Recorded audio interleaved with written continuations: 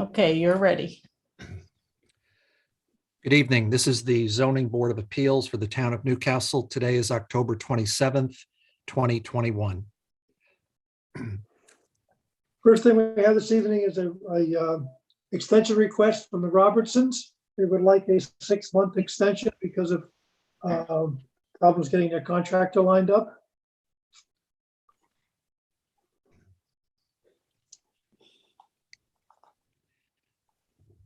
Is there anyone on the call that Jackie, would you know, is there anyone who is going to be on the call to speak to this matter, or? I believe they were going to appear. Let me see. Oh yeah, David Graham, I see him here. Hey, Oh, there we go. at least how do I unmute? I did unmute it. David, We did you can want hear to, you.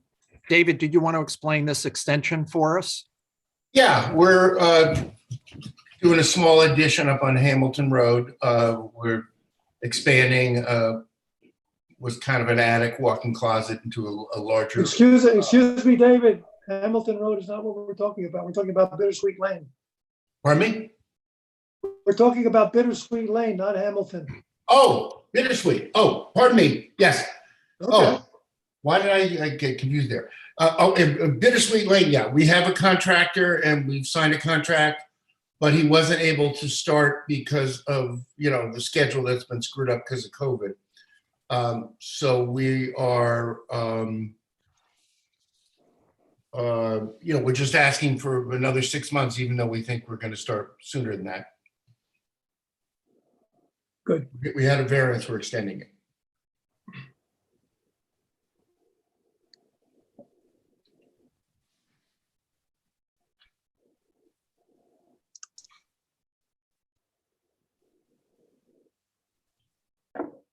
So the extension is from when? I think it's about to expire. I'm not sure of the exact date, but it's 6 months from when it would expire. Okay. We're submitting it right before the deadline to extend it. So whatever that means in terms of when it ideally would have started, but we just need a little bit more time.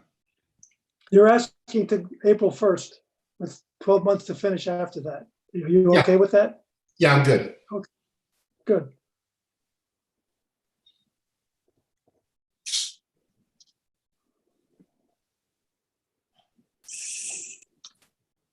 So do we just need a motion to, Motion to extend the date to start and date to complete.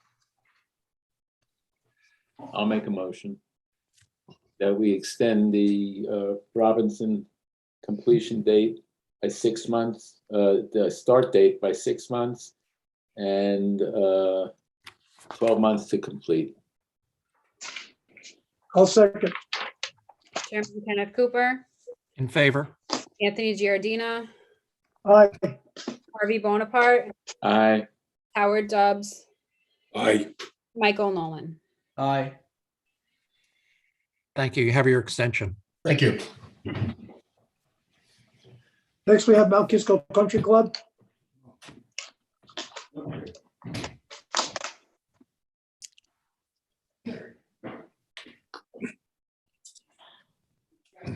Anybody here from the country club? Is that you, Mr. Sullivan? Yes, I'm here. Can you guys hear me? I'm sorry. We can, yes. Okay, great. Thank you. Sorry. That's About that. okay. Got cut off there for a moment. So, I'm sorry. No, I was going to say, if you could inform us as to what has transpired since you last came before us. Yes, absolutely. So, thank you all. So after we were with you, we went to the planning board about a week ago, as well as to the architecture review board, appeared before both of them. I believe you may have some correspondence from those two boards indicating that they took no exception to this special use permit to allow this one additional court to be constructed. And frankly, I don't know, there has been some issue regarding lighting, Mr. Chairman and board members, as to the court. But other than that, I don't believe that we have any real issues to really discuss further. So if the board members have anything they want to discuss with us, then, please. I think in both referral letters, I think there was reference made to validating the temperature, color of the lighting. Tom, are you Right. satisfied that they meet the town's requirements? Currently, the town's requirements are for 2,700 Kelvin. That is what Whippoorwill Club had to bring their light range down to. And CST has also been required to do that. So from our perspective, that you cannot purchase a 2,700 fixture anymore. That may very well be what you guys say, but they offer 3,000, 4,000, 5,000. Let's say for rounded numbers that the 3,000 lamp is close enough. The club on the two courts today has 3,800. And frankly, I really don't know how long they've been there. I assume since the last time that those courts were constructed. I don't believe that we've changed the lighting on the courts.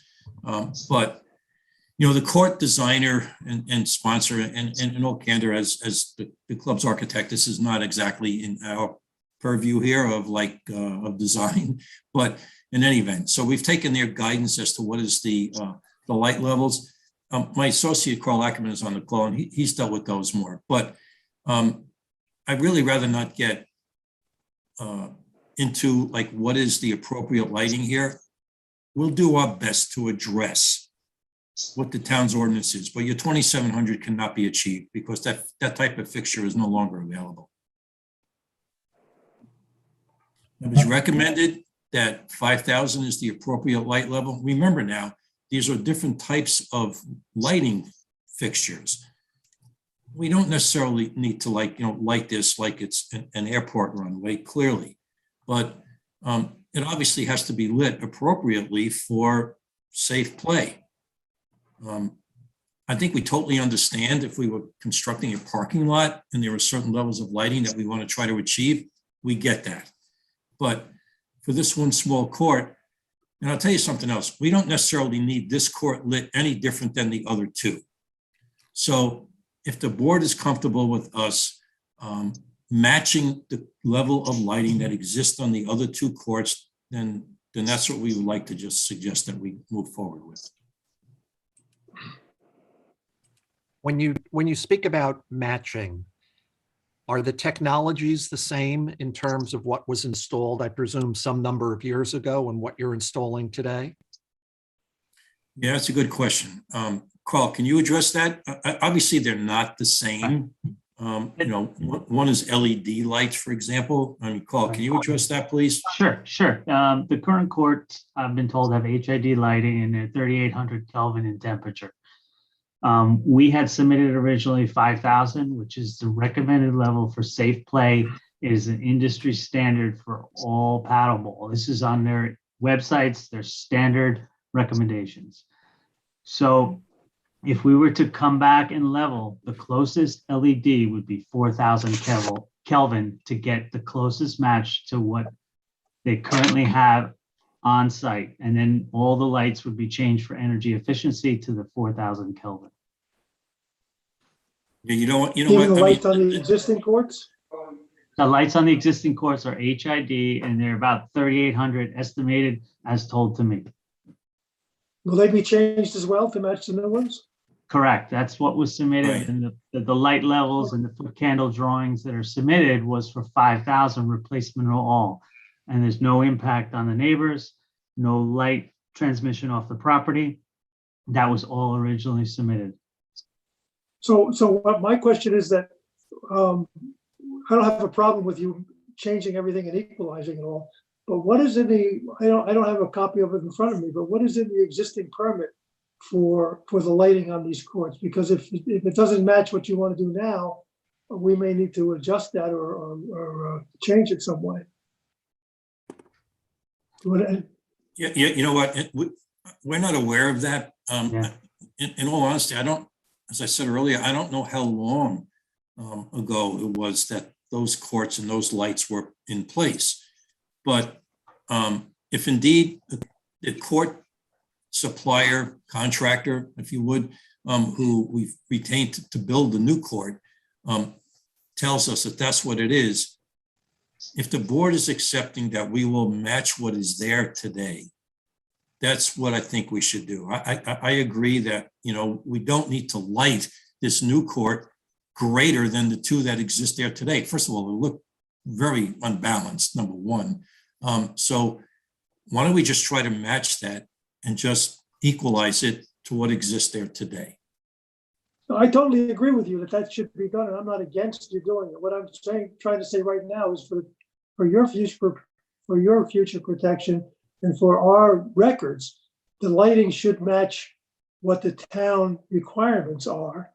And it should be in writing. We should adjust our special use permit to reflect the new lighting that's out in the market today, and maybe mention that the old ones are no longer available, and that we should update our records to match what's currently available and what you want to do. Just for future reference to make sure that everything is up to snuff. I don't want you guys to have a problem later on. Yeah, listen, obviously, we don't need that either, you know, so why don't we suggest then, if I could, that being that apparently because of technologies, right, that 2,700 is not a fixture that's available, that 3,000 is the minimum, and that's closest to that. I'm going to throw out there for conversation that we match it at that level and we go on from there. That sounds good. Hold on. I'd like to interrupt, please. Whippoorwill has currently been using 2,700 Kelvin for probably 4 years and better.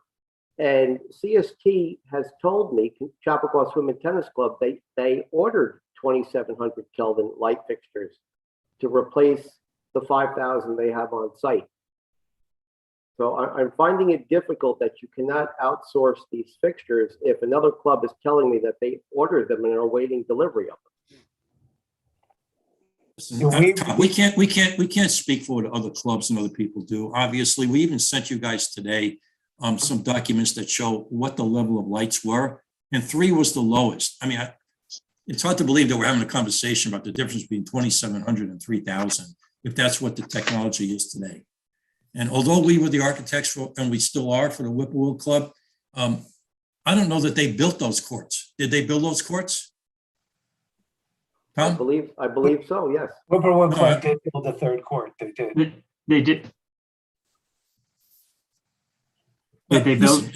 it's okay. Let's not model ourselves after what some But of our sister but we clubs have, do. but we are requiring another club in town to install 2,700 Kelvin lights based on that right now. That's been the standard for the town at this point. So there is an issue with allowing another club to install lights that are of a greater luminescence than we're allowing for another club. That is an issue that the board has to consider.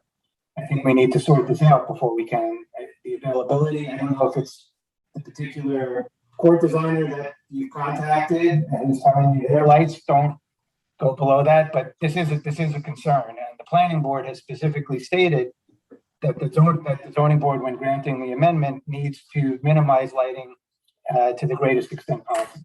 So then why don't we do it that way? Then Eric, if that's what we're saying, and by the way, the court designer that we're using at Mount Kisco is the same ones that we used at Whippoorwill. So we will go back to them. And if the board wants to move forward with, and we'll request that you grant us an approval based upon a 2,700 lumen fixture, then that'll be the approval. And when we get a permit that we will apply for through Tom, then we'll get them to match that and we'll confirm that. And if that's the basis of your approval, then great, then let's move forward.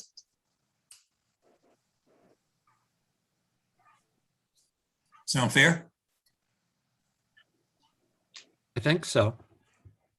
I mean, here's the point, ladies and gentlemen, is that I'm willing to just move forward based upon that. And we will confirm that. And if that works, you're right. Listen, in all candor, I'm not going to throw the vendor under the bus here, you know, by saying he's trying to sell us a light that maybe we don't need, or the club does not need. So we'll go on that basis. and we'll tell them that that's what we have to use. And for some reason, if that's not the case, then we'll come back to you guys. But that'll be the basis of the approval, and we need to move on, because here we are on the threshold of November 1st, and we'd like to build this court. Right, John. So what we would probably, as far as procedurally, what we would do tonight, John, is I believe we're ready to move forward. I'll leave it up to Tom. I don't see Sabrina on the call, but we've been in touch with the director of planning. The procedure would be for the board to authorize my office and the planning department to draft a resolution that would be approved at the next meeting, amending the special permit. So that would give you, I guess, that interim period of time to finalize the lighting issue. I don't know if there are any other operational issues that either the building inspector or the members of the zoning board wanted to bring up, but we do need the time to draft, the actual resolution that the board would consider and hopefully adopt at the next meeting. But that's the earliest we would be able to get it done at this point. So that's where we are. So, and that resolution would contain any further conditions relating to the construction of the court. Just for clarity, Eric or Tom or Mr. Chairman, when is your next meeting then? When would that occur then? November I don't- 17th.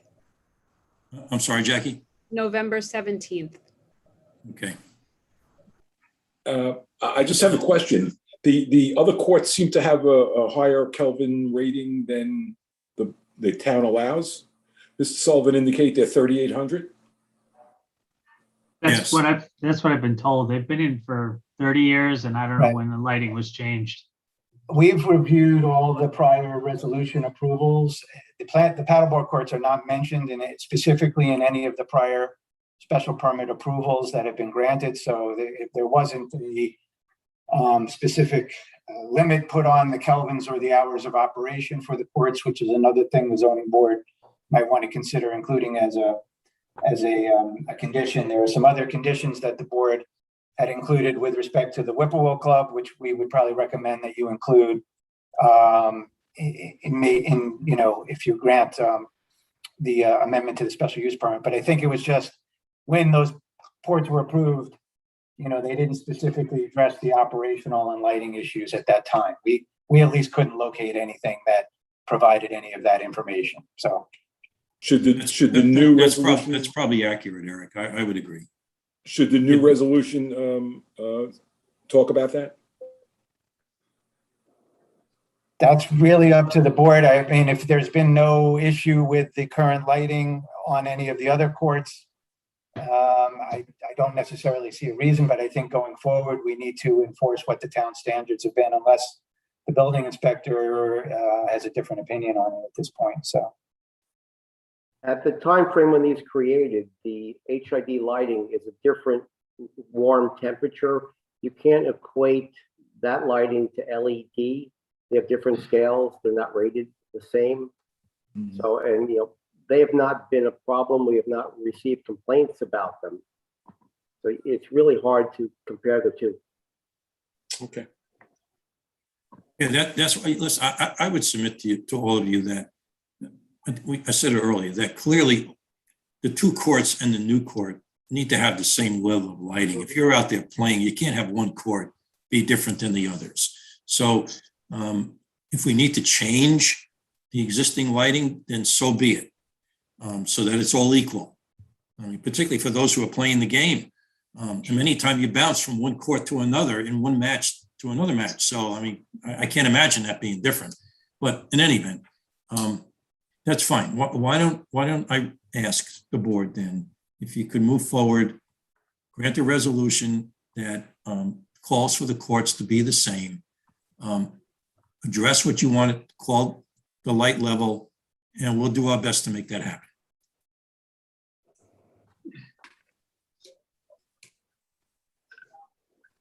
Mr. Chairman, do you want me to review the other conditions that have been included with respect to Whippoorwill? It's really up to the board whether you want to require all the lighting on all the courts to be the same. I think based on what the building inspector said, given the the club the option to leave the existing lighting as is. That's, we don't want to put an undue burden on the club to change something that doesn't need to be changed. But so that's up to you. But I can read the other conditions that were included for Whippoorwill, and you can decide whether they should be included for this one. Then we can prepare the resolution. So Yes, Eric, please. okay, so there are some standard ones. Then all exterior. This one has all exterior lighting should be designated on the final site plan. Must be shielded from surrounding properties to the greatest extent possible. This one said there shall be no light spillover onto adjacent properties. The applicant has agreed to provide additional side shields to the lighting if landscape buffer does not block light spillover. So the issue is just that they would. Eric, I can't hear you. Sorry. The applicant has agreed to provide additional side shields to the lighting if the landscape buffer does not block light spillover. So I think the principle is if there is no light spillover, you don't need additional side shields. But if there is for some reason, then they'll put those on. The next one was the exterior lighting for the paddle tennis courts shall be turned off and no play shall be allowed on any paddle tennis courts after 10 o'clock. I think that's the standard operational time typically used. The exterior, and then ZBA shall maintain continuing jurisdiction. Those were really the only ones relating to the paddle tennis court for Whippoorwill. And the 2700 Kelvin, obviously, so. Yeah, that's agreed. Is anyone concerned about the platform's safety standards that were mentioned previously?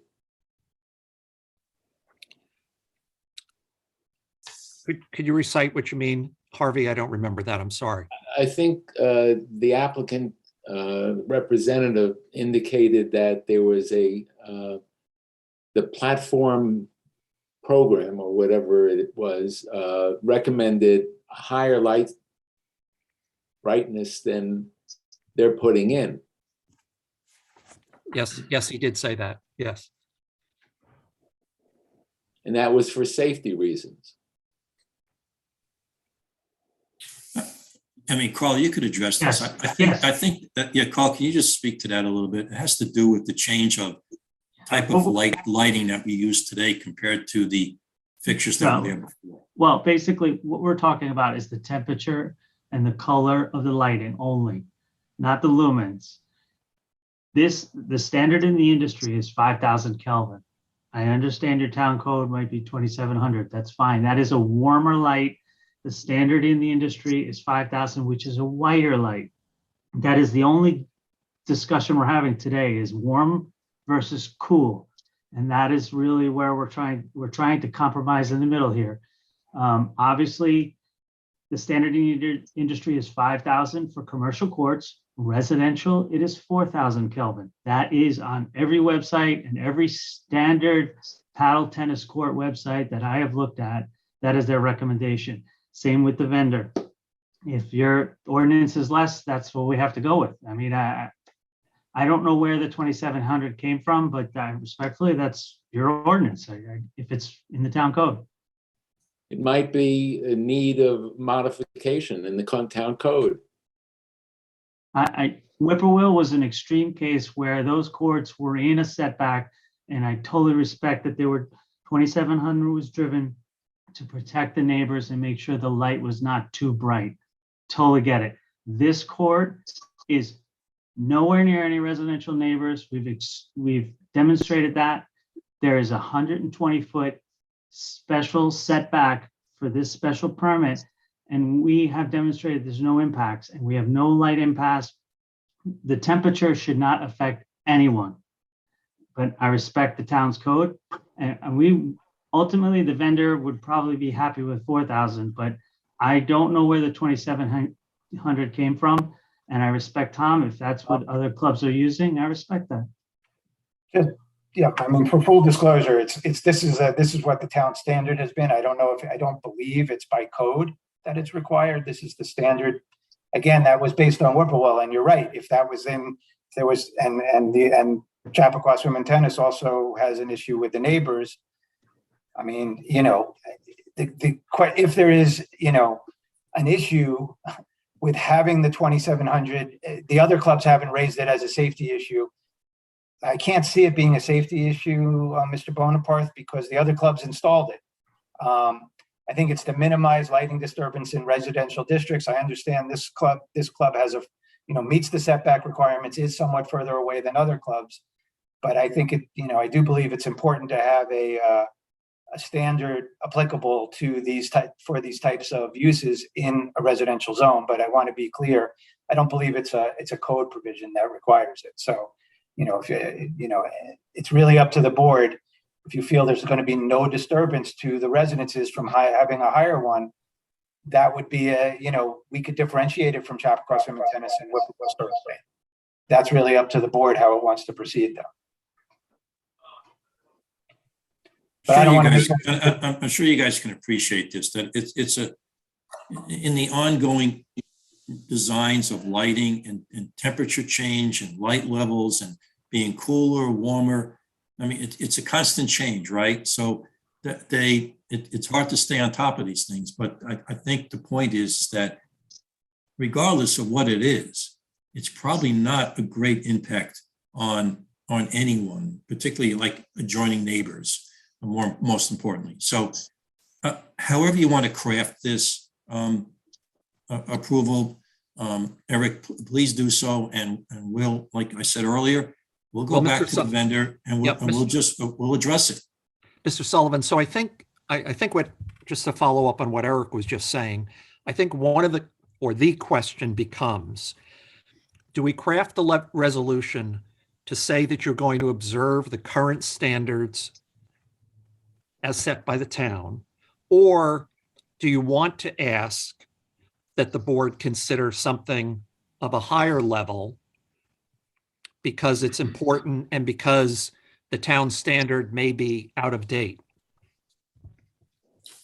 You know what, Mr. Chairman, it's hard for me to state that. I appreciate the fact that maybe you guys may want to look at what your standards are. I don't know how often you have this type of application, but you may want to look at that for that very reason, that sure, the impacts on others, where we are compared to others is a difference. And, listen, none of us here on this call, including me as an architect, are lighting experts to decide this. But in the sake of just trying to move our application forward, so we can. I think just to cut to the chase, Yes. the board would be prepared to consider the application as it's been made based on the current standard for the town.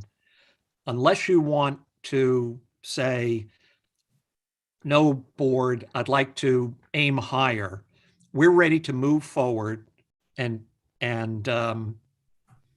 have our council draft that resolution and make a motion this evening in that regard. And that's fine. I accept that. Okay. Eric, is that okay with you? Yeah, I think that's the better way to proceed. Again, it's our standard for this type of special permit in a residential zone. I think it would be difficult to differentiate it from the other clubs at this point. So based on the information we have. So if you want to if you're prepared, this is a type 2 action, so there's no secret required.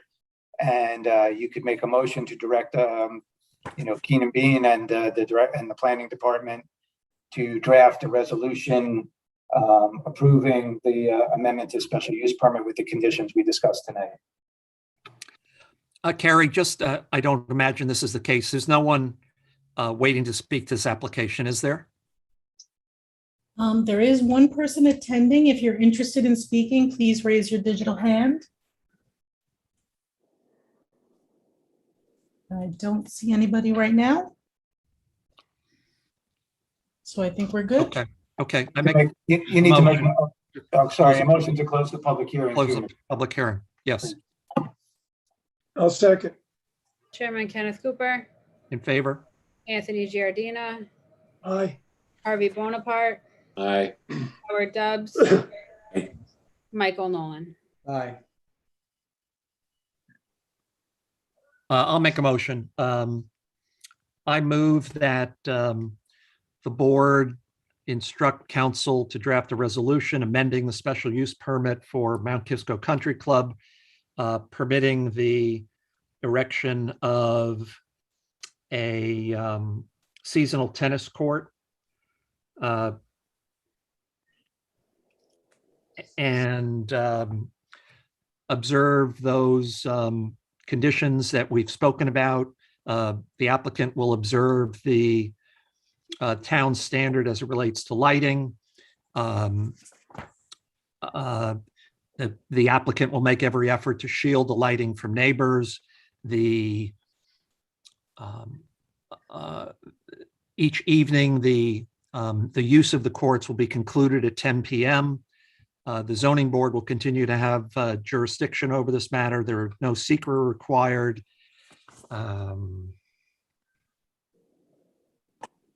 And the board has received referrals from recommendations from both the planning board and the ARB.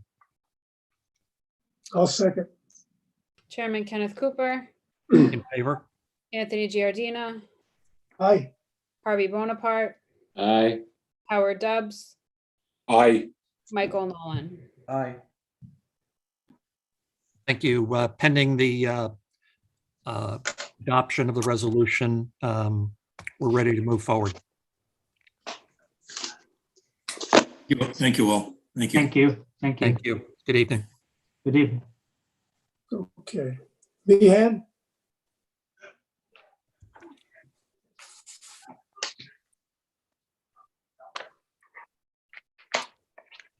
So someone here to speak to the Meehan application? Good evening, guys and girls. Can you hear me? Yes. Okay. We have no lighting issues. Although we're lighting experts if you guys need help. Right.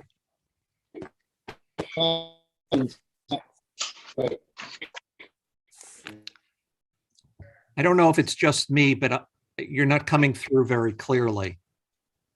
And I can't. Yeah, they seem to have frozen. Yeah. Tony, let's move on to the next applicant. You can come back. Oh, come on. Jesus, please, guys. Can Can I they get think up? they- Here. What happened? Right there. you might want to try to Can you- reconnect. Okay. Yeah, sorry.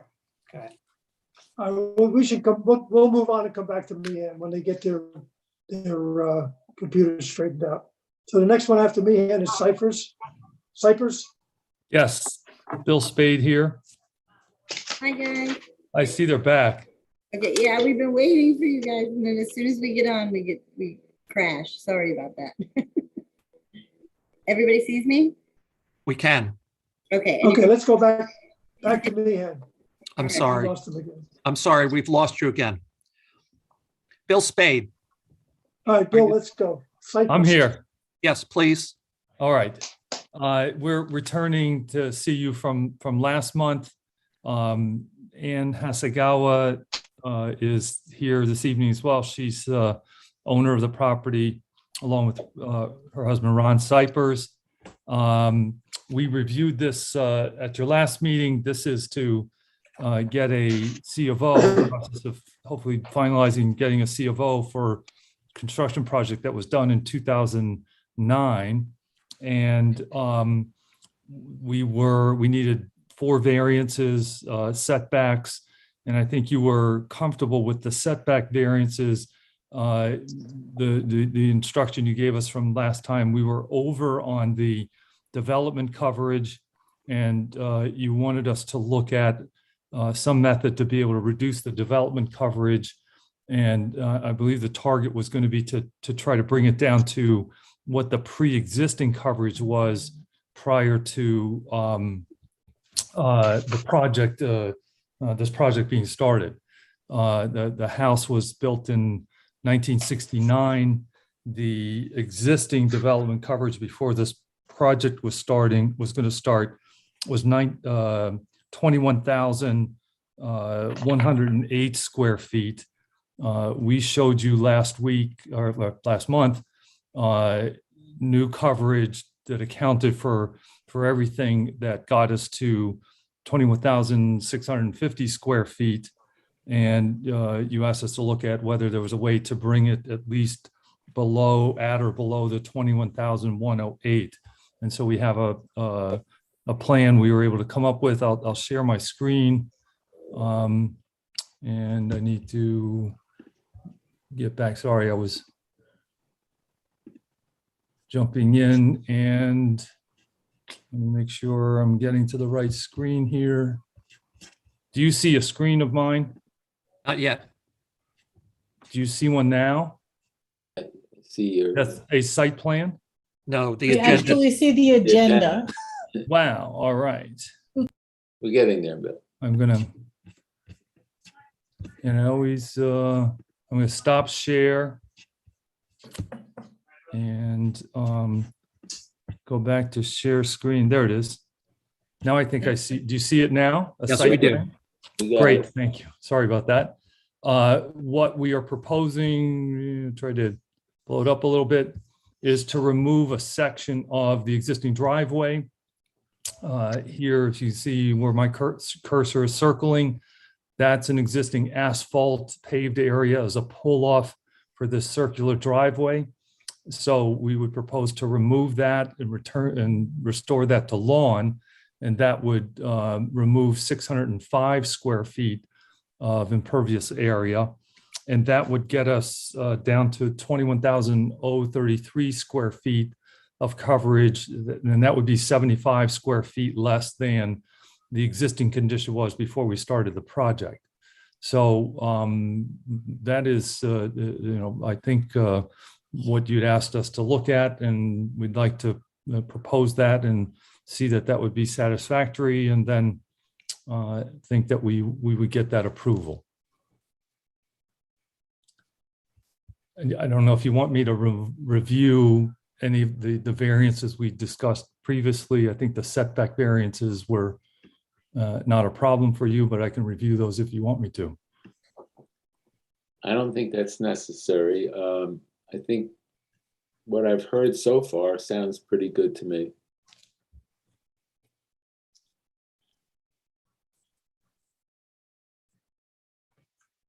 Ken or Tony, any questions from you? No, excuse me. Actually, I want to just make a comment on what you've done, and you've done a good job getting us to where we want to be. We have been absolutely inundated with numbers with this case, between variances of old ones and new ones, and different dimensions and different square footage of coverage and everything. But I think that you finally nailed it to a point where, as far as I'm concerned, I'm okay with it, because you've gotten it where you've gotten us down to 75 feet less than the pre-existing condition. So I think you've done a good job. I think many of my questions from last meeting have been answered, and I'd like to go forward with this. And just so the board knows my position, I'm in favor of granting. So anybody else have any input, feel free. No, I'm satisfied. Any other board members have any comments? I'm fine with it. I make a motion, we close the public hearing. I'll second. Chairman Kenneth Cooper, In favor? Anthony Giardina, Aye. Harvey Bonaparte, Aye. Howard Dubs, Aye. Michael Nolan. Aye. Mr. Chairman, are we just sure there was nobody waiting to speak to this one? I just want to make sure that we've checked on that. Carrie, anyone in the queue? Sure. There's only one person attending. If you're interested in speaking, just please raise your hand, the digital hand. And I don't see anybody. Okay, thank you. Who'd like to make a motion? I'll make a motion that the Meehan application. Not me. No, excuse me. We jumped over Meehan. The Cypress application, 35 Woodmill Road, to allow for development coverage total of 21,033 square feet be approved for the following reasons. This has been a long and complicated issue regarding the square footage numbers previously granted and requested now.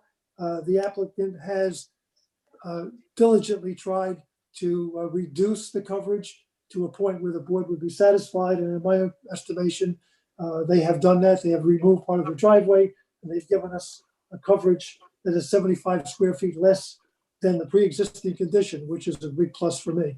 The granting of the variance will not create an undesirable change to the character of the neighborhood. There is no other method other than the variance to achieve the desired end. In this case, the variance may be considered substantial, but it's been a long, drawn-out process, and the existing building already was over. So in this case, even though it's substantial, I don't think that should be determinative as to what we decide here. There'll be no physical effect on the environment or the conditions of the neighborhood, and we don't need it. Do we need dimensions on the new driveway, Tom? We'll need a final survey update, and you need to also to mention the setbacks. Yeah, Tony, we had setback variances as well. There are three other I variances. thought we already approved. Before we move on to the setback, can we just confirm that what's the exact size of the coverage variance we need at this point? Since it's changed a lot of times, I just want to confirm. Well, the development coverage requested is 21,033 square feet. And the required, here, Tony, I can give the you that. required is 19,963, but we already granted an additional coverage in our the last time you appeared in front of us. And unfortunately, I don't have that number in front of me. I got so many numbers in front of me, it's hard to figure out who's who. You're gonna have to help me with that, Bill. I have that. So the requirement was 14,321. So we are 6,712 square feet variance to get to 21,033. So the variance is 6,712. 6,712 sounds good. We'll plug that in. Okay, and then you need a variance for your pool equipment, where 35 feet is required, and you're giving us 17.5 feet. And then you're going to need a variance for the patio, where 50 feet is required, and you're going to give us 47 feet. And I think that was it. I don't think there's any more. Does anybody remember anything else other than that? Yeah, I think that's it. Okay, so. And a final survey for the building department upon completion of everything. Tony, I'm sorry. The pool equipment pad actually needed two variances, a side yard and a rear yard. So the side yard was the 17 and a half. The side yard needs a 17 and a half foot variance, and the rear yard needs a 15. No, that's not what I mean. Oh, I thought it was the equipment 15, but then you need a variance for the pool patio of 3 feet. Correct. There you go. Correct? You're exactly right. So now we have them all. Right. We have 17 and a half feet, 15 feet, and 3 feet. Thank you. Okay, good. Any more confusion you want to add to the issue? Not me, sorry. All right. Give us back our screen, Bill. Oh, okay. Thank you. As convoluted as that is my motion.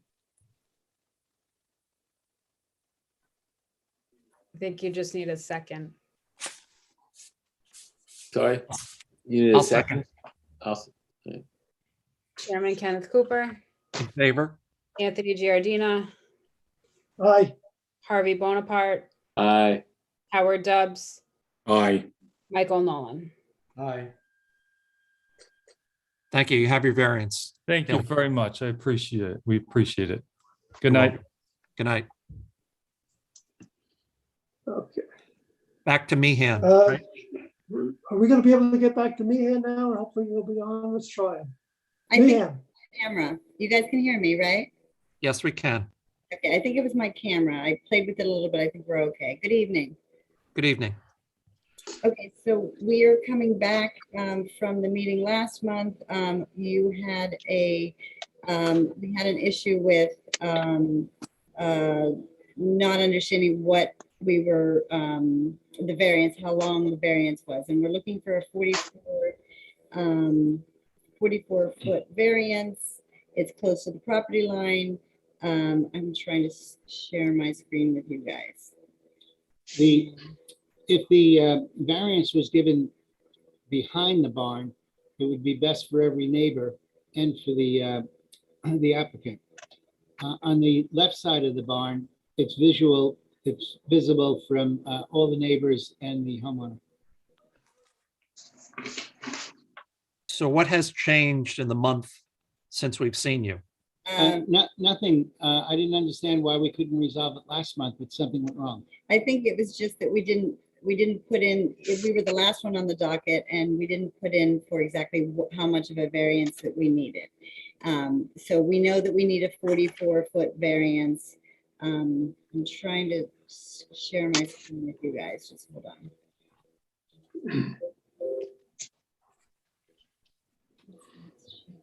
So I think some members of the board felt that the location of the generator was somewhat problematic. And I thought you were going to. The generator is so small, it can't be problematic to anyone. Even the neighbor who I spoke to, who's a client of mine, had no problems with it behind the barn. And behind the barn, there's like a 60-foot drop to the next piece of property. And this is only a 2-by-4-foot generator that's like a steamer trunk. So you guys can see the barn, the actual picture where I mapped out. Yes, Okay. we can. Okay, so basically it's enough, one of your concerns was that a serviceman could come and had enough space, in between the property line and the generator, which we have a good 6 foot, which I think your building inspector was on the line with us the last time and was trying to make that sort of a point that there's plenty of room for the servicemen to, work on the generator. Aesthetically, having it behind the barn, it's perfect. On the side of the barn, it's fine also. It's just that it's very noticeable for the neighbors that drive by. Yeah, they drive up this driveway. You'll see the driveway to the right of the picture. There's a driveway and it's a connecting, it's like The joint driveway. Yeah. I think there's 2 other neighbors that drive past. Yeah. So what we're asking is for a 44-foot variance. So I'm sorry. So the people that share the driveway would drive, regardless of where the generator is placed in this general area, they would drive past the barn. generator, right? No, I'm sorry, in trying to get up to their house. Is that what I'm to understand? Well, they have to pass the barn, and if the generator was on the side of the barn, it would be visible. But again, it's only a generator the size of a steamer trunk. If it was, I just want to make one Put your comment. put your cursor where the generator will be. Right there, see it? Do you see Is what that I'm- helpful? I think that helps us see exactly where, and that's behind the barn. Yeah, that's Right. and right here is her little driveway. The drive goes up like this way. It's on a little bit of a they drive curve right they there. drive straight up looking at the barn, and they make a left-hand turn to go up the hill where their houses are. So you can't see the generator at all from the driveway. Oh, no, not at all. Not in the back of the barn. Yeah. And there's a big concrete pad there where there was something before, either the propane tanks or a portable generator. I don't know. And the neighbor behind the generator, in the back there, how close is that neighbor? A mile. It's Randy Katchis, who's a client of mine. I asked him about it. He said, I can hardly see the barn. He said, I have to walk out to the pond and look up. He had no problem with it. That appears to me to be the best place for the generator. That's how I As long felt. as it's in compliance with all the other code requirements. Yeah, it's just the Well, variance. code other than the setback, it's a perfect location. Even the electrical inspector thought it was a great location. Okay, I think what we need to remember is that last month, the generator was 1 foot off the property line, which created, in my estimation, a problem for a serviceman having to be on somebody else's property to do any service. Now, wait, let me finish, please. Let me finish, please. You've now moved the generator 4 feet off the property line, which to me is the right thing to do. And now the serviceman can get to the equipment and service it without infringing on any neighbor's property. Because you may be friendly with the neighbors today, but you don't know what's going to happen tomorrow. So you've done the right thing. You've done the right thing. Please allow Mr. Giardina to finish his statement. Go ahead, Tony. I'm trying to be helpful here. I'm trying to tell you that what you've done since last month was the right thing to do, and it makes it a much better situation for all concerned.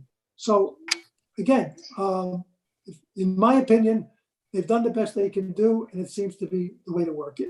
And thank you for letting me talk.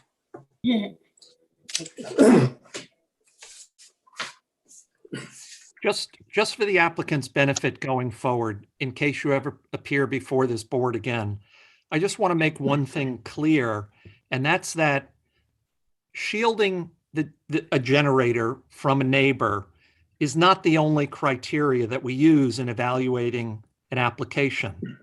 And the size of a variance is also something that we take into consideration in evaluating an application. And so, of course, your variance is substantial. So having gotten on my soapbox, is there anyone who else on the board who has any other questions for the applicant? Carrie, is there anyone in the audience who wishes to be heard on this matter? No one has their hand up. If you're interested in speaking, please raise your digital hand or type in the chat box.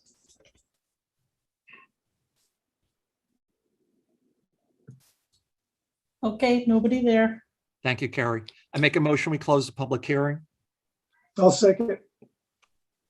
Chairman Kenneth Do we have our Cooper. screen back? In Yeah. Do we have favor. our screen back? Oh, I'm sorry. Thank you. Did I get it back? Anthony Yeah, I Giardina. took care of it. Thank you. Aye. Harvey Bonaparte, Aye. Howard Dubs, Aye. Michael Nolan. Aye.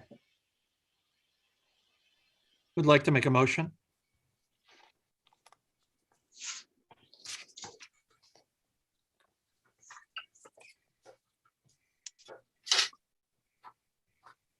I'll make a motion. I'm ready here. I move that we grant a 44 foot rear yard variance, as well as and we still need a 3 foot side yard is where the location is. Is that still the same? Yeah. Yeah. Okay. And the 3 yard side yard variance to, I'm not be in at 315 Millwood Road for the following reasons. The granting of the variance will not create an undesirable change in the character of the neighborhood or detriment to nearby properties. The benefits sought by applicants can be achieved by other feasible methods, but this seems to be the best location for the least amount of visual impact to the neighborhood. The requested variance is substantial, but again, as previously mentioned, this seems to be the best location to minimize visibility of the unit. Will not have an adverse effect or impact on the physical and environmental conditions in the neighborhood. There are no neighbors who are present or have written in opposition. It is not a self-created hardship in the respect that this seems to be the best place to put it, and a generator is needed in the event of a power outage. Do we need a survey for this at all, Tom? Yes, sir. Final survey, please. Okay, so we'll need a final survey. And in terms of starting, I suppose we would want 6 months to start, a year to complete. Yeah, we'll do it faster. I'll second. Chairman Kenneth Cooper, In favor? Anthony Giardina, Aye. Harvey Bonaparte, Aye. Howard Dubs, Aye. Michael Nolan. Aye. Thank you. You have your variance. Good evening. All right, thank you. Carrie, also thank you for the IT help. Sure, no problem. Nish is next. He actually got, he had an issue with the notice, so he's gonna be re-noticing and coming back for November. Okay, we'll do Morano. Hello. Good evening. Hi. I think I'm the first homeowner speaking, so excuse me if I get the lingo wrong with speaking about this. My wife and I are trying to put in a generator in the back of our house, and I hopefully you guys have the survey that I had done and the pictures that I sent you showing the location that it's going to be next to our shed. It's going to be 9 feet from the rear property line and 24 feet from the side property line.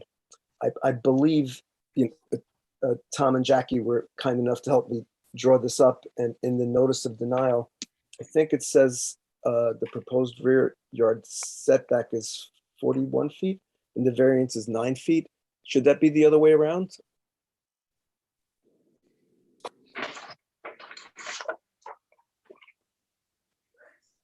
That's an important distinction.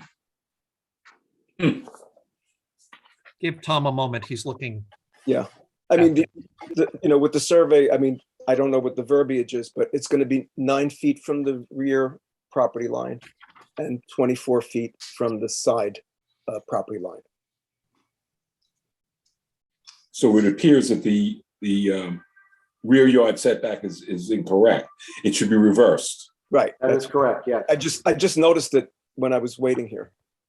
And I apologize for that. That was not intentional.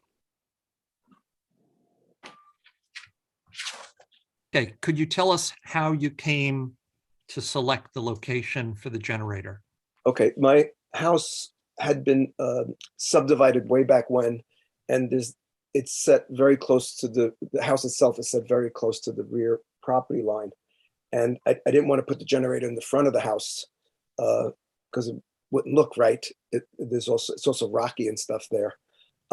In the back, on the side yard, there's a slope that goes up, and in the back there's a lot of trees, and the shed is going to be on the side, so it seemed the least obtrusive place to put it.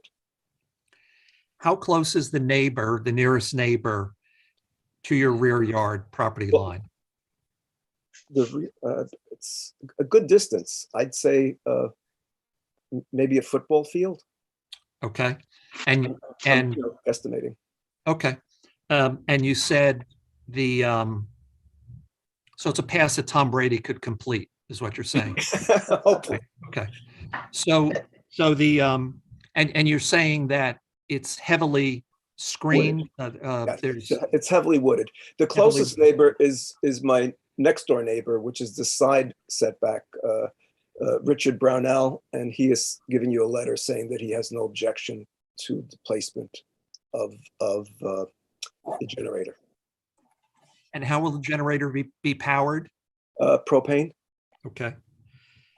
Will that tank be buried or be above grade? It'll be above ground. Okay. It's shown on the survey, the 4 tanks. 4 tanks, right?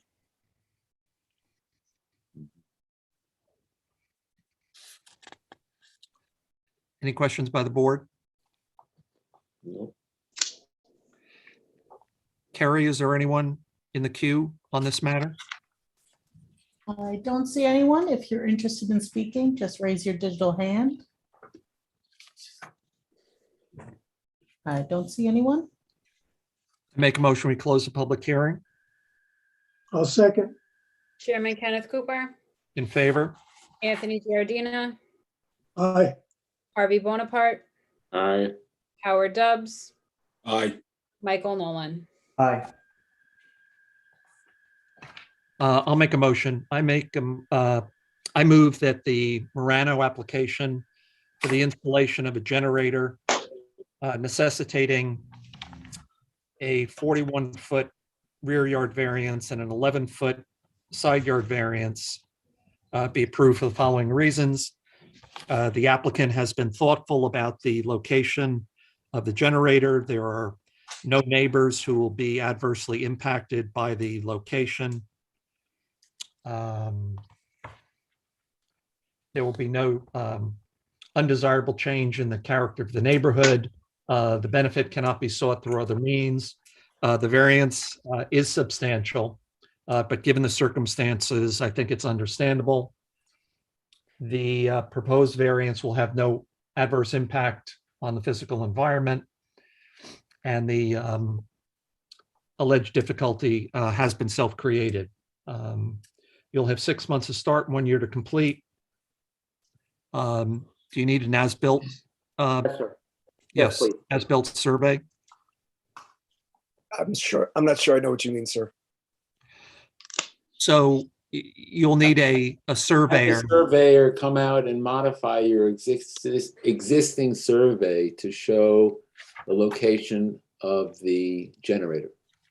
You mean that it was put where it was supposed to be put, correct? Yes, It on the surveyor should show where the generator was actually placed. Got it. I'll second. Chairman Kenneth Cooper, in favor. Anthony Giardina, Aye. Harvey Bonaparte, Aye. Howard Dubs, Aye. Michael Nolan. Aye. Thank you, Mr. Morano. You have your variance. Thank you, gentlemen. You're welcome. Nathanson, 361 Sorrel Street. Hi, good evening.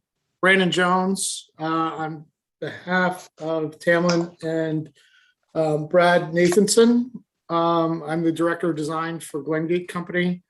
We're here in front of you seeking a variance for 431 square feet of overage in the allowable site development. And I'll share my screen. It's this is as a result of a proposed pool project, which I will share my screen in a second here. Does everybody see that site plan? Yes. Yes. Yes. You zoom in here and I can kind of walk you around and show you what we're actually doing. So we are proposing a pool to the west of an existing garage. There's an existing residence to the north of the property, and then this existing garage where my cursor is currently. Again, that the driveway enters the property through here, and then is again in front of the garage. And then there is also some cobblestone courtyard that is between the garage and the house itself with an existing greenhouse. We're proposing a proposed pool, like I said, to the west of that garage, along with 75 square feet of retaining walls, as well as 135 square feet of new walkways to lead from the house to the pool area. The pool itself will be surrounded by lawn, except to the north, where it will be against current cobblestone that, like I said, currently exists. As a part of this application, we have gotten wetlands approvals. During those wetlands applications, there was an agreement to remove 1,100 square feet of proposed cobblestone. And that's illustrated in this green hash area here and labeled up here on the where my cursor is currently. Now, let me take it back for 2 seconds and talk to you a little bit about the history of the site.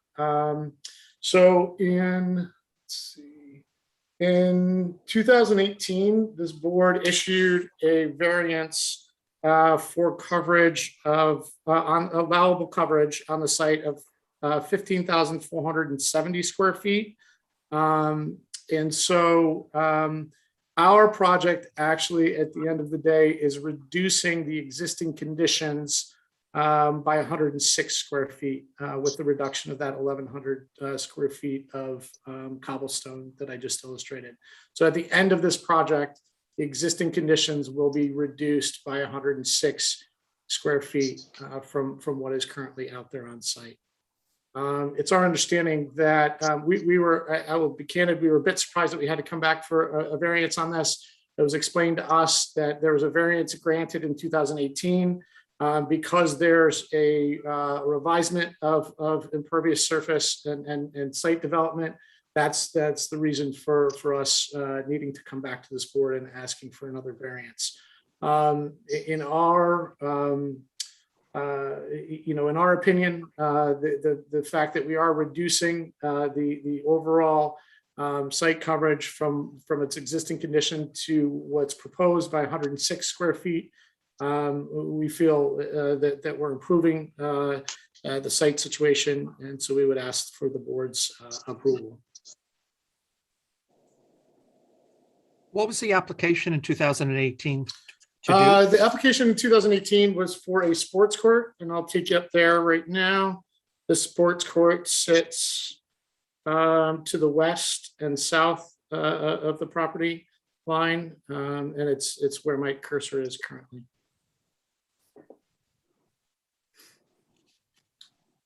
Now that variance was, they were approved for coverage up to 15,470.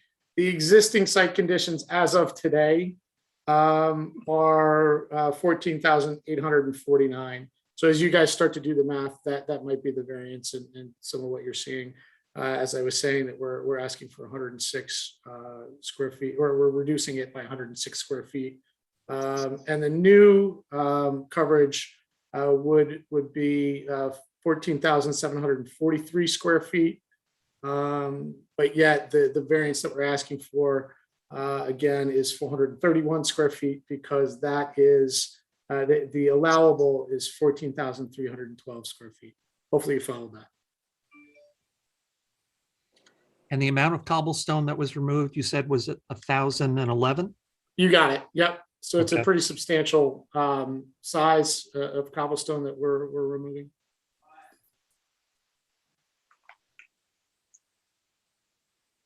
You can see even with the reduction in the 106 square feet, or the net reduction, there is some drainage that's being spec'd out and will be installed. And so you can see that there are some catch basins here, here, and here that will run into a Coltech to capture any additional runoff away from the pool.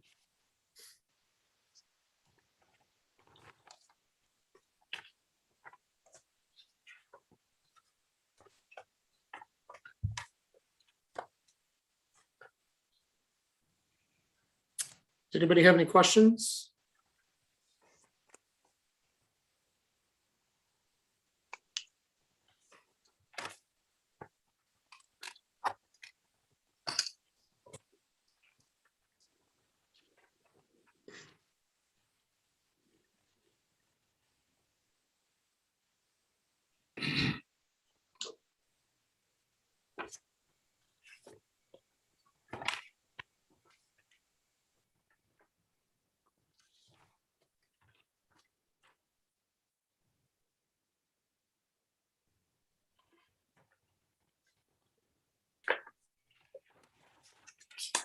Any questions by the board?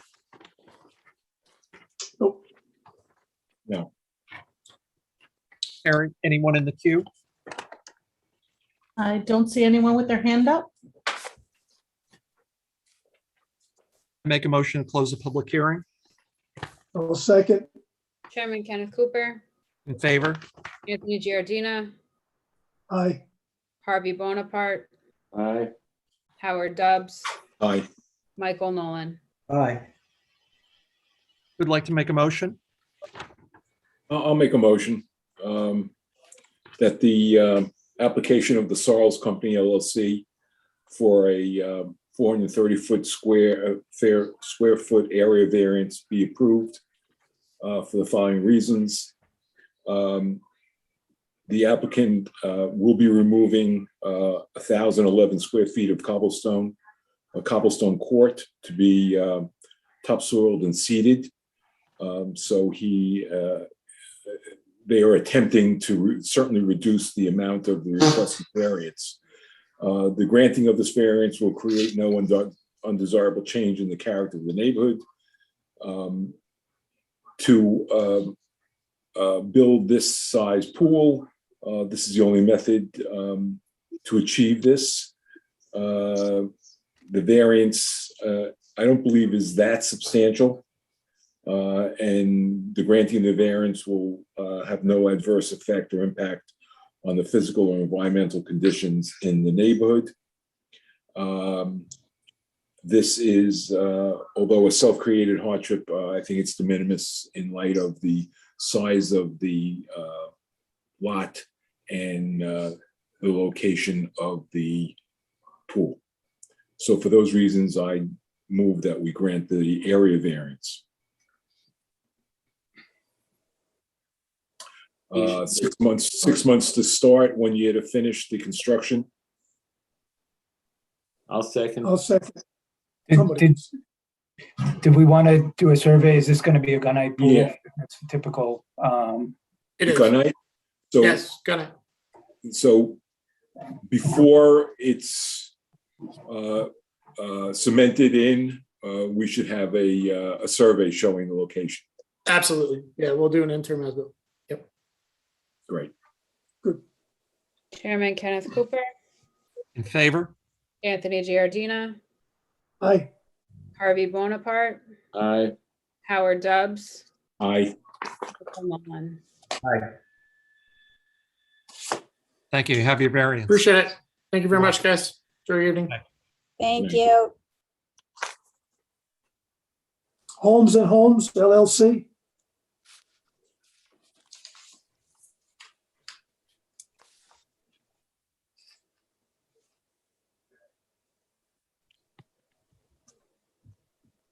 Hi, I'm Charles Napoli for Homes and Homes LLC. I'm going to share my screen right away, if you don't mind. Okay.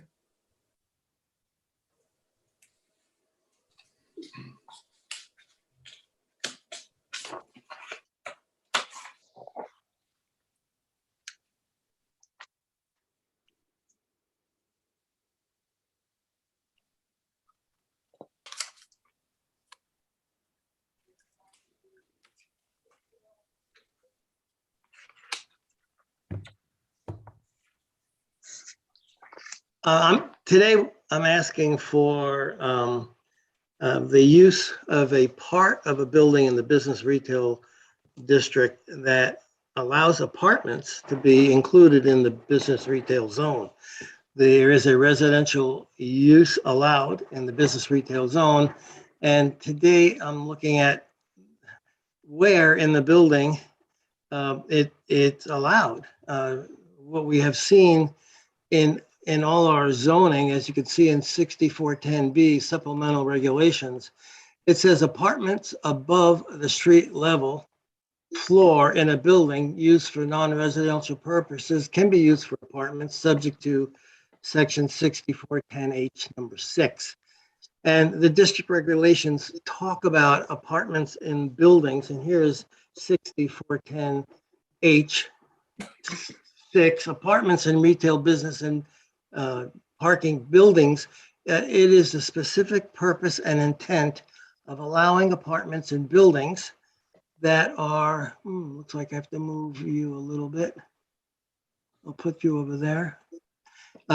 It's the intent of allowing apartments and buildings that are also used for non-residential purposes in the BR and BRP districts. They add round-the-clock vitality and so forth for the business district. It includes other things of size, the number of bedrooms, the square footage, list, make sure you meet the building codes, and separate metering. And in the particular building I'm talking about, it does all that. In addition, the primary goal, this is goal number 26 of our comprehensive plan. The primary goal of the comprehensive plan is to preserve Newcastle's bucolic character of low-density development and enhance the community's sense of place. Modifications to the town zoning and building code should be measured. I'm reading down here. I'm going to just put my, I'm going to put my pointer. The modifications to the town code should be measured with regard to the ability to preserve neighborhood character. Continued protection of each neighborhood's character must be top priority for the code revisions and variances. The impact of density and infill in the existing neighborhood must be carefully identified. And this is something that your board always looks at to see the impacts to the neighborhood, the context in which the applicants are coming to talk to you about and seeking variances or opinions. I want to go to the next one. Whoops, not that one. I'm going to look here at apartments in the BR and BRP district retail parking districts. It is allowed, and the issue tonight is, where is it allowed? We know that on this particular property at 101 King Street, there's an apartment building back here with offices on the first floor and apartments all on the lower level, off of street level. We know here at the dentist building on the same property, there's an apartment on the second floor, dentist office on the first floor, and in the back on grade is an apartment.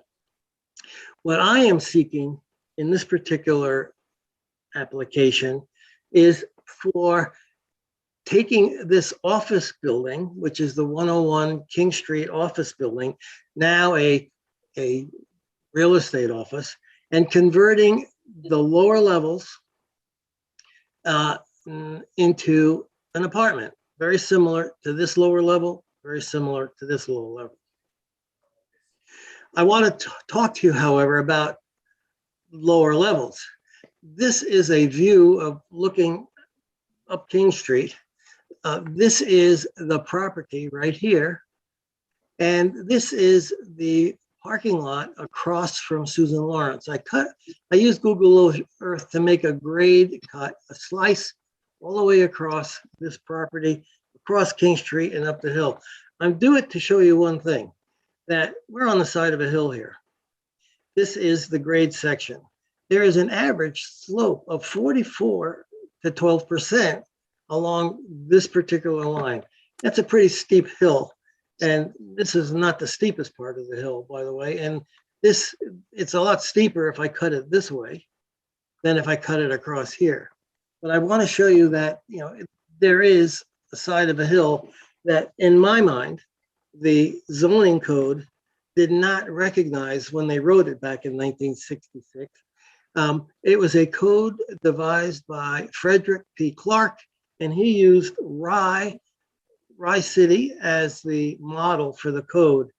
I think I'm pointing out here that he made no distinction as to what the grades were when he made the code and said that all apartments on the second floor are okay.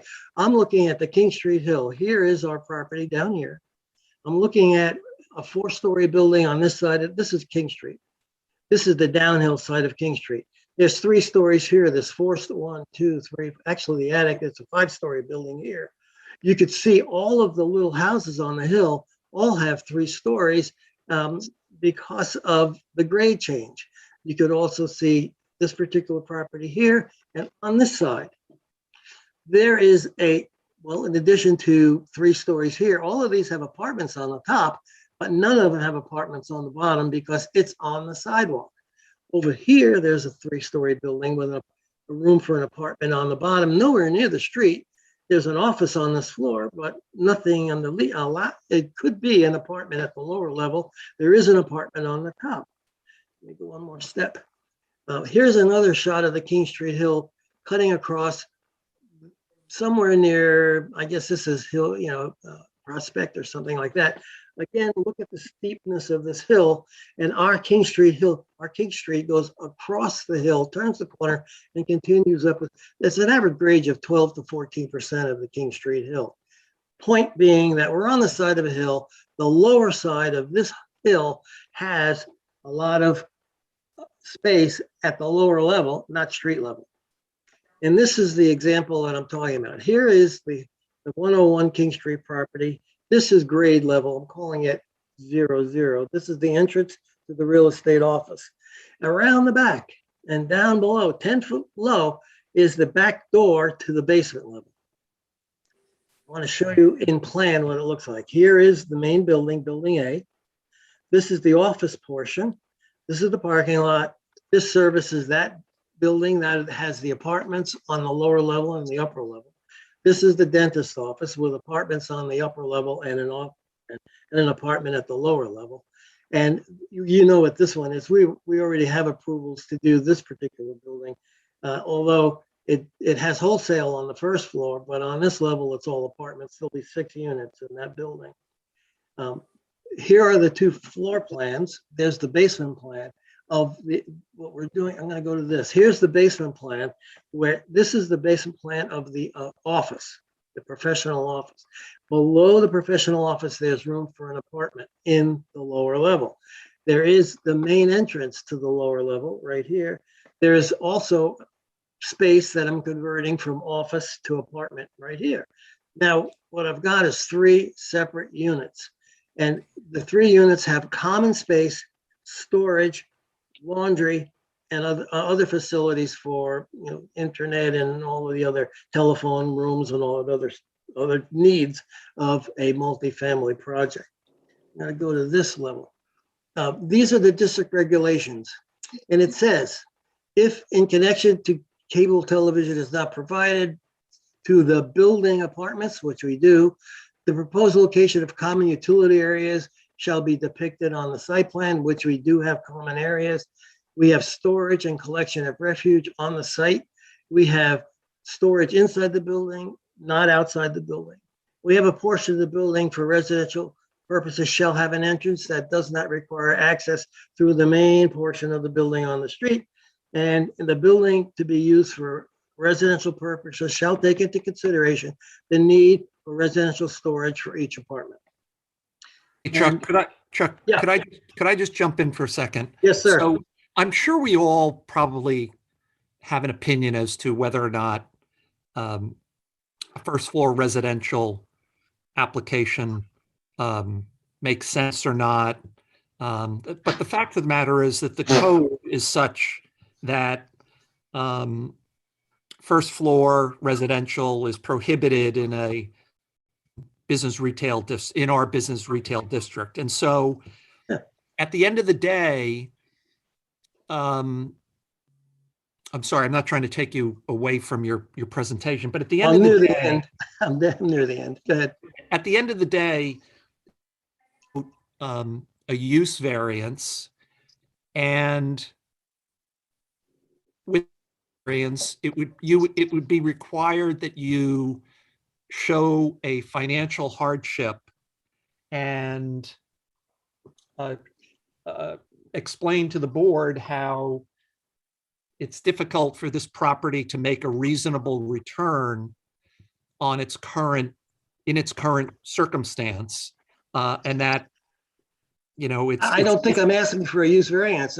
Residential is an allowable use in the business district, and I'm not putting it on the first floor.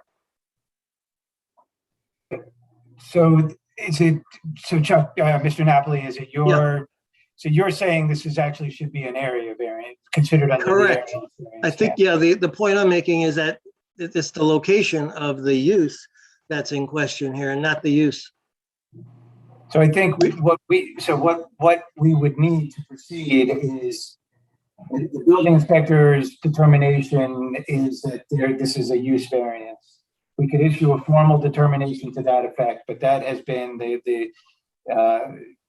in the denial, that was the import of the denial, that this would require a use variance. So we would need an application, we would need to have a formal appeal of that determination stating that you believe the building inspector's determination is incorrect, and really an explanation of why, or standards why, setting forth why you believe this is an area variance as opposed to a use variance, because I don't want to speak for Tom, but for the building inspector, but the code is pretty explicit that residential uses are not allowed on the first floor in this district.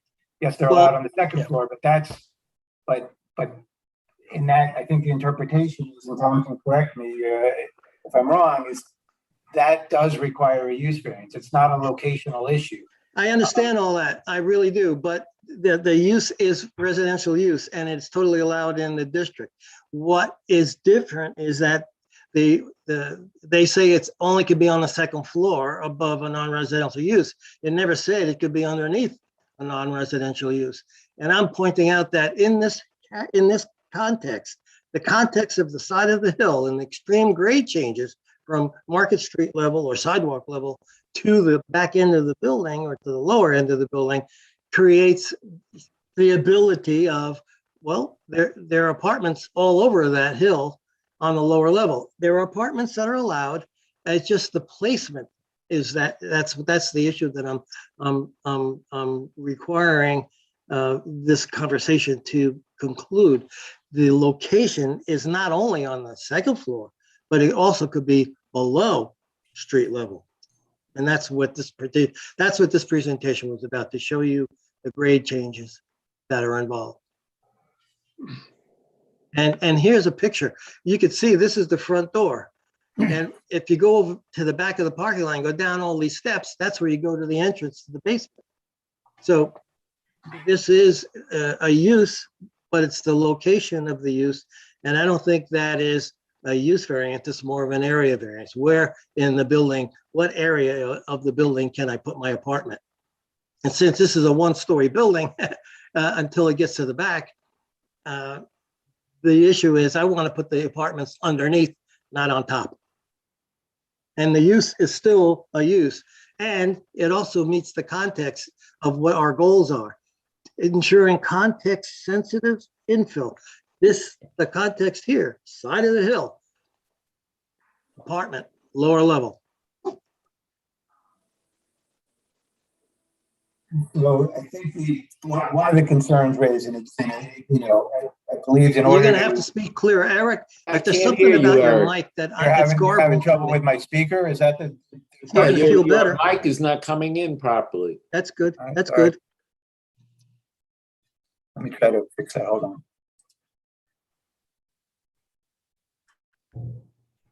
Is that better? Is that speaker better? Yes. Much better. Yeah, I Okay. feel it. Good. Sorry about that. My apologies. So, But Eric, I want to really be clear. I'm sitting here and saying to myself, the use is allowed. The only thing that we're talking about here is where that use is. And I would put it in the category of what area of the building is that use going to be allowed? And nowhere in the code did it say you're allowed to put it underneath, because the code was never written for the side of a hill. That's not context sensitive. I'm not sure if this application is below or is it on street level. That's one thing I would need. I think the board would need. Here it is. Here's the picture, Eric. There's street level. And here it is way down underneath in the back. And you saw the slope is like a 12 or 15% slope. So we're way, way, way below street level. As a matter of fact, we are 10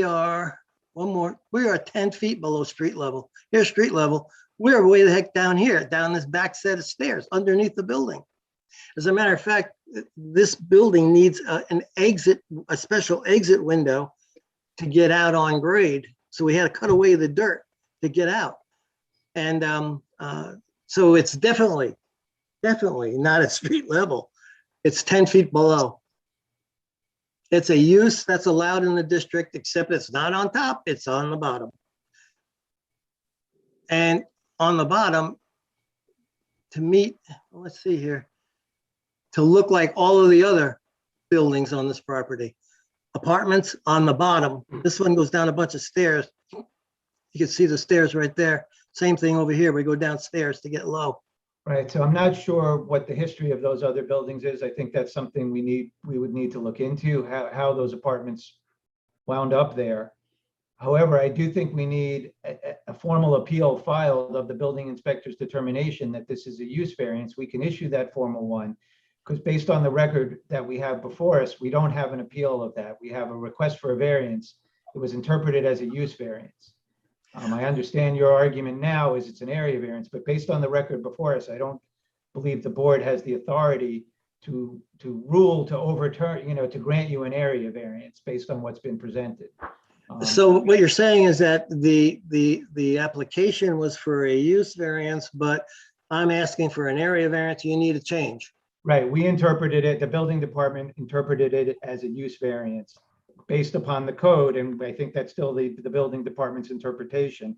If you believe the interpretation was incorrect, you need to file a formal appeal explaining, setting forth the reasons why you believe this is an area variance and explaining, possibly providing the history relating to those other buildings if it's applicable, and any case law, any argument you can provide as to why you believe this is an area variance as opposed to a use variance. Okay. Building inspector change his original determination now, or now that it's been clarified? Is the building inspector on the call? I am here, yes. Tom, I still am in the same thought process that this is a use variance because the code is very clear. It says apartments over non-residential. Over, the word over. Over. So that verbiage dictates location. So for altering the location of a use, would that trigger all of the requirements of a use variance for like not being able to rent a place or not being able to make money or not being able to do something, or because it expressly precludes the ability to do that use on a ground other than on the second floor. I believe that's the building inspector's determination. And I think what you have to address, Mr. Napoli, also is it really opens up the issue of allowing a these first floor residential uses in the entire district. And that's part of the concern.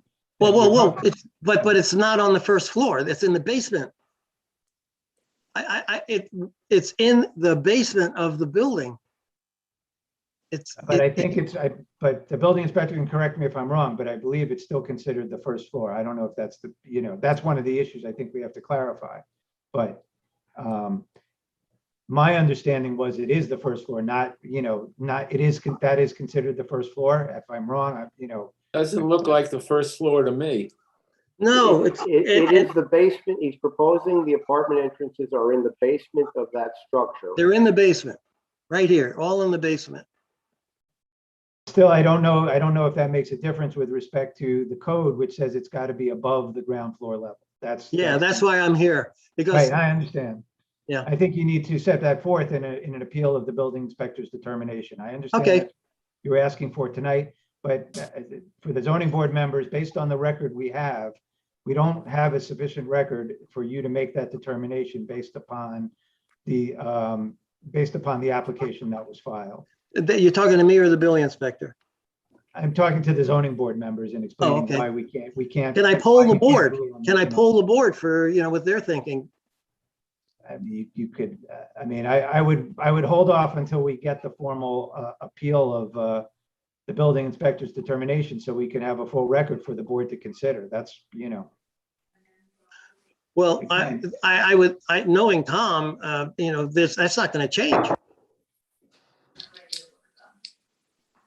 I mean, Tom is going strictly by the words in the book. And the board is there to look at that in context and make variations on it. And I think. Right, but this is the first the board is hearing that you're requesting an area variance. I don't believe your application sets forth the standards for an area variance in it. I don't, Well, all I want to do is put an apartment in the lower level. Yeah, I don't know if that considered area, but somebody decided it was a use, when especially uses are allowed in that area. Right. So you have to address that, and the board may disagree. Once we have a full record, the board may disagree, but the board can't render a determination without a complete record on this issue. And it's an important issue because it would be a significant modification of the the uses that are allowed in the district based on how the code was written. Well, if the code said I could have it on the second floor or in the basement, we'd have no problem here because the use is in either case, second floor or basement. The only thing the code didn't say was you're allowed to have it in the basement. and that's, I guess, what's missing in the code is the word. I think what it opens this up to just is if you allow an area variance to allow it in a basement, you have to also consider requests to put it on the first floor as an area variance as well. And that's going to be part of the issue. Well, no, the code clearly says above the first floor, above the first floor. It never said below the first floor. We all know that first floor is going to be, I think, even in the new codes, going to be some kind of non-residential use. Always, especially on Market Street. I think that's the issue, Mr. Napoli. If it says above, how do you allow it below and not allow it on? That's part. I think that's what you either. Well, I don't know, but it seems to me the word would be you allow it above the first floor or below the first floor. It's pretty clear what the first floor is. That's a legislative change that should be adopted by the town board.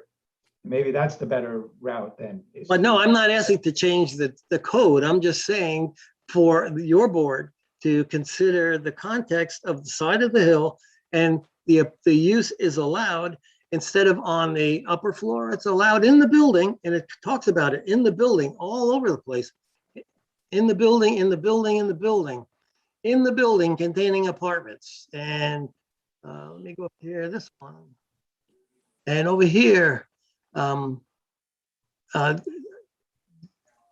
specific town to provide. Well, anyway, it talks about in the building all over the place. Doesn't, and somehow or another, it forgets about where in the building we're talking about. I'm asking your board to take a look at where in the building are we allowed to put this thing. Definitely not on the first floor. Definitely not on the first floor. But the use is allowed, so I don't see why it's a use variance. It's a location variance. I think it's a shame that we can't proceed with this application, which seems like a facility that should be built.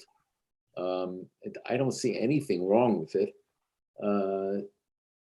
And to base the disapproval on language that I don't know how it got there, but let's see if we can do something about it, Eric and Tom. And I'm saying the appropriate way to proceed is for Mr. Napoli and the applicant to file an appeal of the building inspector's determination that there's a use variance.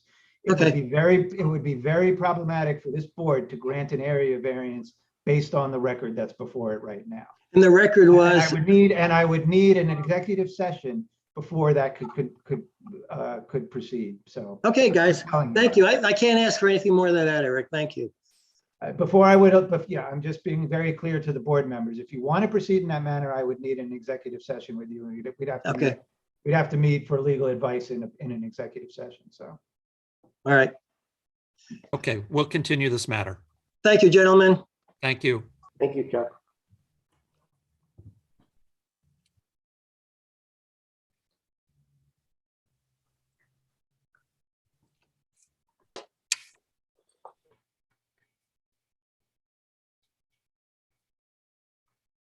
Okay, next, we're gonna go on to the next one. We ready? Yes. Okay, we ready for Brendan? Yes.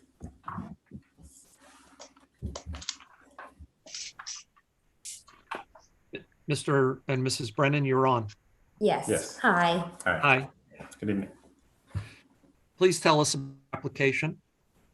Hello, can you hear me as well? It's Peter Cole. We can. Yes, I hear you, Peter. All right. We're both going to speak, but I thought I might start.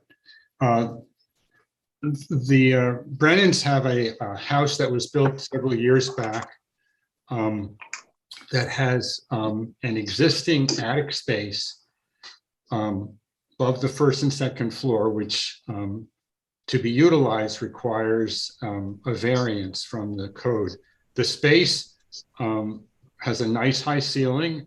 It has been fully equipped with fire sprinklers at the time the house was built. Was equipped with insulation around the walls and the roof area. And it'd be perfect to be used as an exercise room for the Brennans, since with COVID times, they're not going to the gym. They purchase a fair amount of equipment. They'd like to be able to use it up there. In terms of, if I could share my screen, I'd like to show you photographs, unless you have them in front of you. Please go ahead and show us. Okay.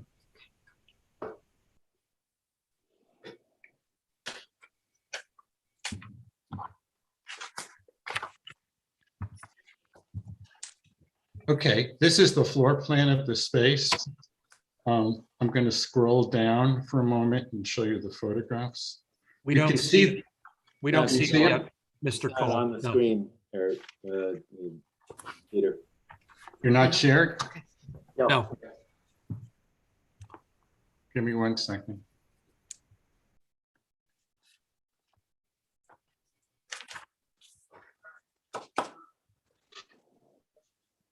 How's that?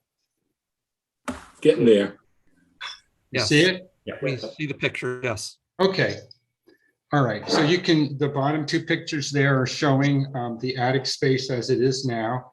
The upper two show the front of the house, where there's 2 existing windows in the gable that we will be making larger in order to create proper size egress windows for access out, which works quite well because there's actually a balcony portico right below, so that you don't have to, worry about somebody hurting themselves if they had to get out necessarily from that space.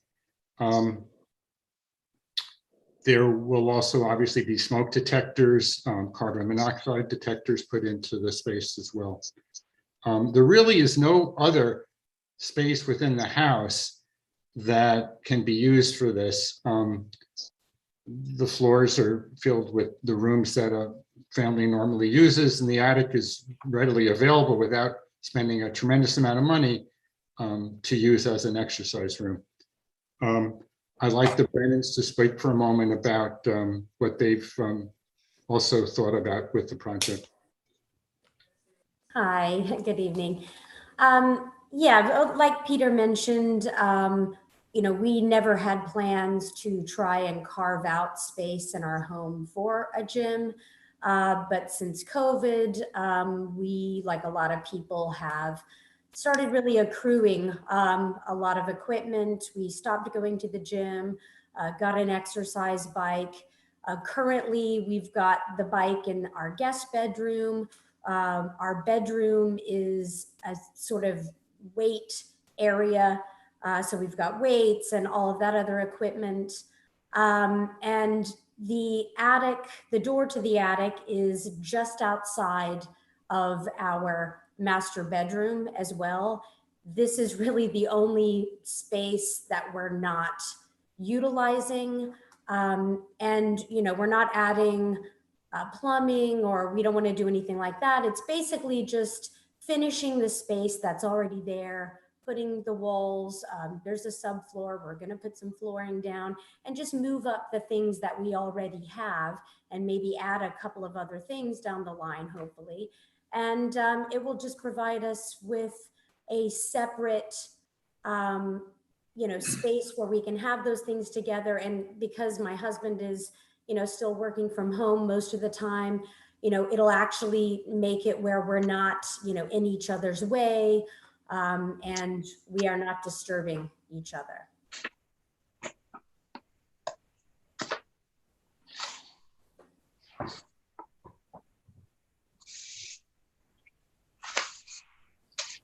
Are there any questions or?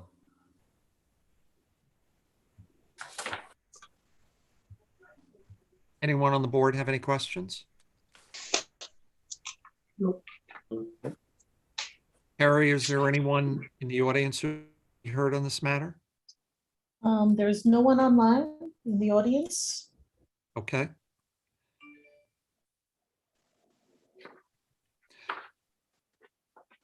Tom, is there anything about this application that you want to inform us of?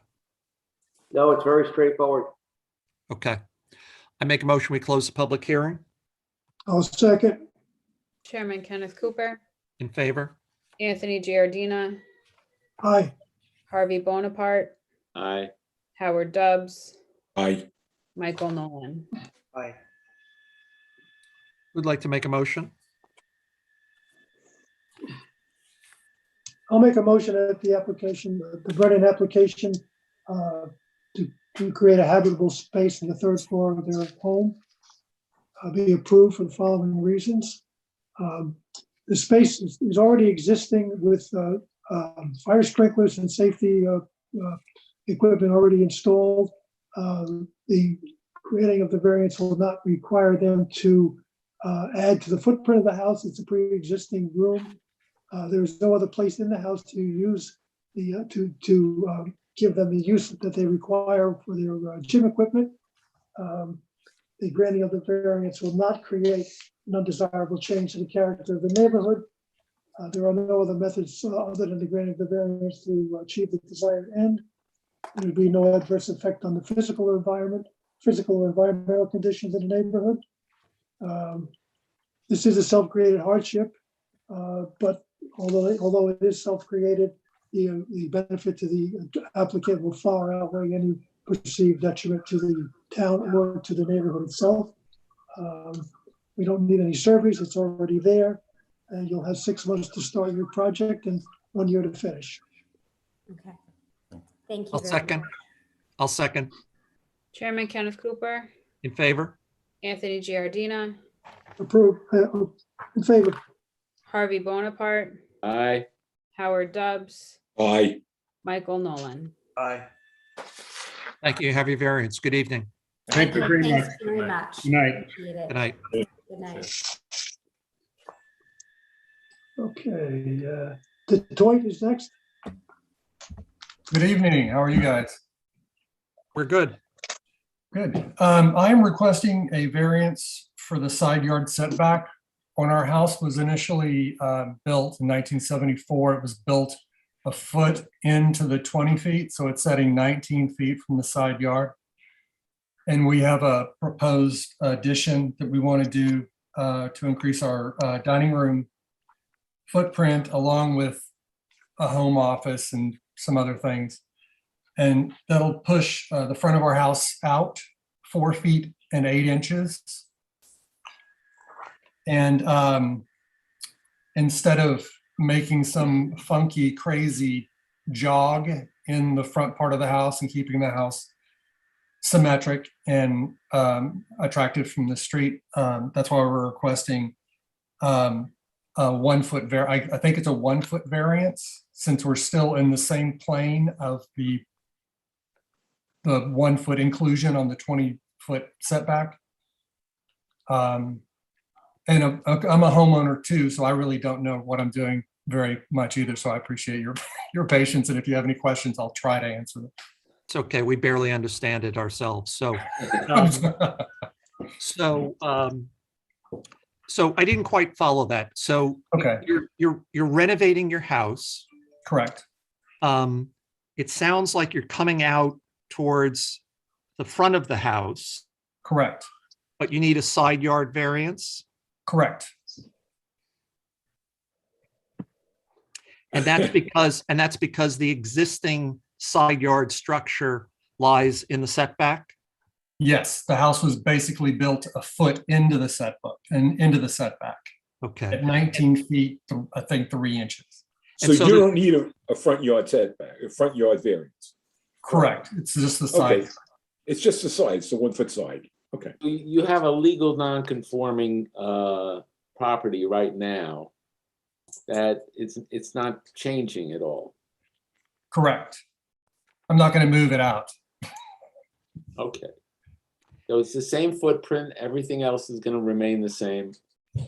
You're just going to create this addition and it's on the same footprint. So you're not changing any of the dimensions that existed. Correct. May I ask how this happened? I have no idea. I would assume when it was built, it just shifted when they did the foundation, I guess. So, I mean, the footprint will be increased by 4 feet toward the front of the house, but not to the side, if that makes any sense. But you don't need a variance in the front. Yeah, because No, we're within the build, we're within the All setback. right, so don't confuse us with that. Okay, I'm going to shut up. Carrie, is there anyone in the queue who wishes to be heard on this matter? There's no one else in line. Amanda, are you here just because you're a fan of the zoning board? Amanda's with my office, Ken, if you. Oh, okay, okay. She was at the last meeting. She's getting some training, so. Ah, right, okay, right. She's with Keenan Bean. Okay. I make a motion, we close the public hearing. I'll second. Chairman Kenneth Cooper, In favor? Anthony Giardina, Aye. Harvey Bonaparte, Aye.